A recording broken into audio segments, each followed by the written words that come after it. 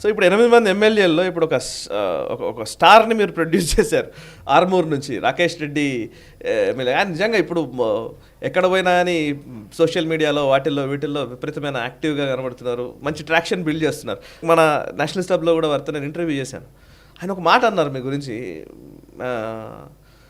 నేను ఏకలవ్యుడు లాగా అరవింద్ గారికి అని చెప్పారు. మీరు ఒక ఏకలవ్యుడు శిష్యుడిని కూడా తయారు చేసుకున్నారా?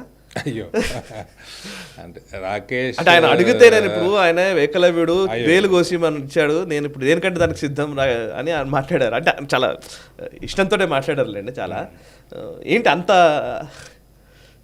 రాకేష్ రెడ్డి గారు సామాజికంగా, ఆర్థికంగా, సోషలీ ఆయన మాట్లాడే ధోరణి ఇవన్నీ కూడా నేను ముందు చూసుకున్నాను. ఆయన he is the largest exporter of red sandals. లీగల్గా కూడా వెట్టింగ్ కూడా చేయించిన. Today I can tell you, Rakesh Reddy garu ఆయన స్వంతంగా ఆర్మూర్ నుంచి నిలబడి గెలిచిండు, ఆయన కొట్లాడి గెలిచిండు. ఇవాళ నేను మళ్ళీ చెప్తా, 2023 అసెంబ్లీ ఎన్నికలు మళ్ళీ వచ్చే వరకు రాకేష్ రెడ్డి మీద నయా పైసా కరప్షన్ ఛార్జ్ ఉండదు. He will be a clean politician and he is a hard worker. ఆయన చాలా చిన్న స్థాయి నుంచి పైకి ఎదిగిన ఆయన. సో ఆయనకు అన్ని రకాలుగా తెలిసిన ఆయన, ఇవాళ డబ్బు ఉండొచ్చు కానీ ఆయన చాలా చిన్న స్థాయి నుంచి వచ్చిన ఆయన. So he has seen everything in life. Is a fighter.